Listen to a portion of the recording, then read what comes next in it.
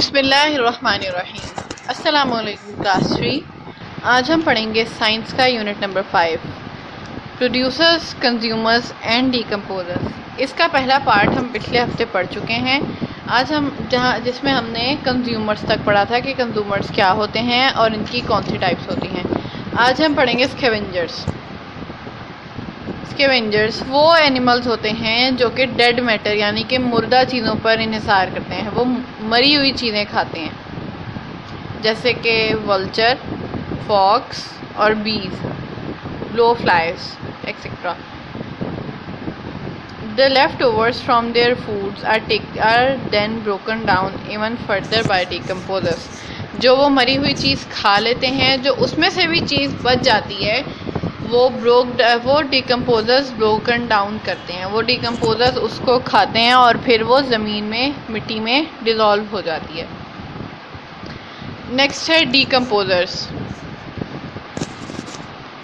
Decomposers are the living things such as bacteria and fungi that break down dead plants and animals into smaller nutrients।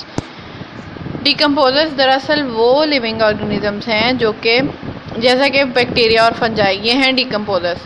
ये dead plants and animals को, मरी हुई चीज़ों को, यानी मरे हुए चाहे पौधे हों या फिर इंसान या फिर जानवर हों, इनको ब्रोक डाउन करते हैं और इनके इतने छोटे पीसेस बना देते हैं कि जितने न्यूट्रिएंट से मिलके बना हुआ होता है ना, वो सब न्यूट्रिएंट्स अलग अलग हो जाते हैं।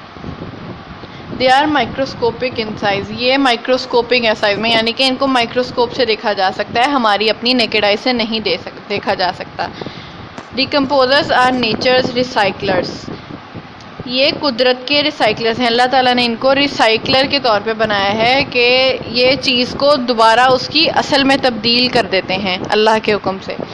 दे recycle their nutrients back into the soil.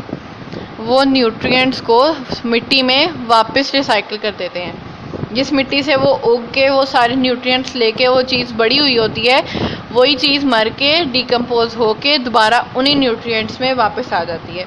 Which are again use by producers, जो कि प्रोड्यूसर्स से दोबारा यूज़ कर लेते हैं, प्रोड्यूसर्स से दोबारा यूज़ कर लेते हैं।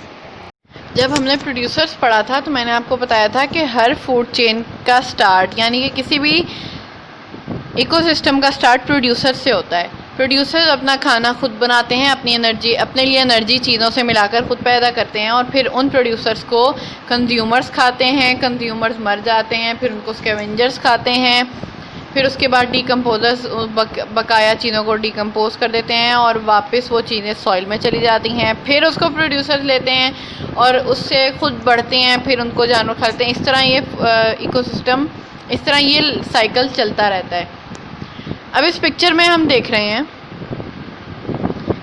कि the plant make its own food using sunlight. पौधा जो है वो सनलाइट के इस्तेमाल से अपना खाना खुद बना रहा है। फिर ग्रास होपर ने इस ग्रास से एनर्जी ली, इस ग्रास को खाया और इससे एनर्जी ली।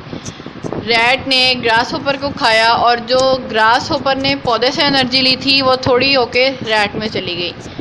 रैट में एनर्जी डायरेक्टली ग्रास होपर से आई, लेकिन इनडायरेक्टली प्लांट से आई।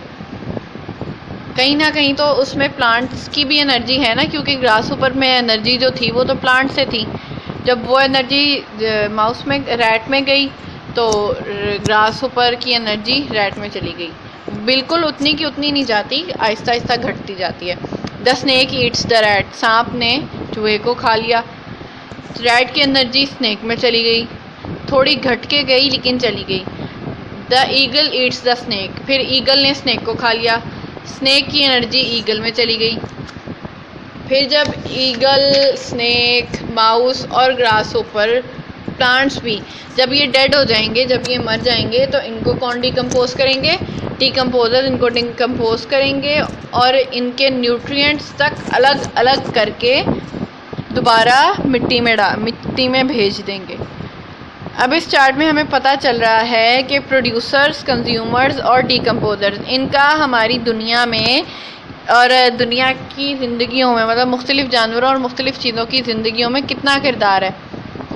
प्रोड्यूसर्स का सबसे बेसिक और ज़्यादा है। प्रोड्यूसर्स हमें लगता है कि उनका बहुत थोड़ा किरदार है, लेकिन अगर दुनिया में प्रोड्यूसर्स नहीं होते, अल्लाह ताला प्रोड्यूसर्स को ना बनाते, तो हम एनर्जी ही नहीं ले पाते। फिर कंज्यूमर्स के 3 पोर्शन हैं इस पिरामिड में, आपके बुक पेज नंबर 30 पे। और डिकम्पोजर्स सबसे एंड पर आते हैं, जो कि दोबारा रिसाइकिल करते हैं। डिकम्पोजर्स क्या कहलाते हैं? Natures recycler. सो हमारा चैप्टर कंप्लीट हुआ। अब हम इसकी एक्सरसाइज देखते हैं। पेज नंबर 31 और 32 पे बुक में सॉल्व होने वाली एक्सरसाइज आप बुक पे करेंगे। और आपको फूड चेन समझ आया? फूड चेन क्या होता है? जो जानवर एक दूसरे को खा के अपनी एनर्जी पूरी करते हैं, उससे एक चेन या साइकिल बन जाता है, जिसको फूड चेन कहते हैं। और आंसर क्वेश्चन आप बुक पर करेंगे। इस चैप्टर को जब तक आप अच्छी तरह 2-3 बार रीड नहीं करेंगे, उसको समझेंगे नहीं, इस वीडियो को बार बार नहीं देखेंगे, आप आंसर क्वेश्चन नहीं कर पाएंगे और आप पेपर्स तक आंसर क्वेश्चन नहीं कर पाएंगे। इसीलिए रीडिंग बार बार करें और ध्यान से करें। और अगर किसी चीज़ की समझ नहीं आई तो आप मुझे ग्रुप में दोबारा बता सकते हैं। शुक्रिया।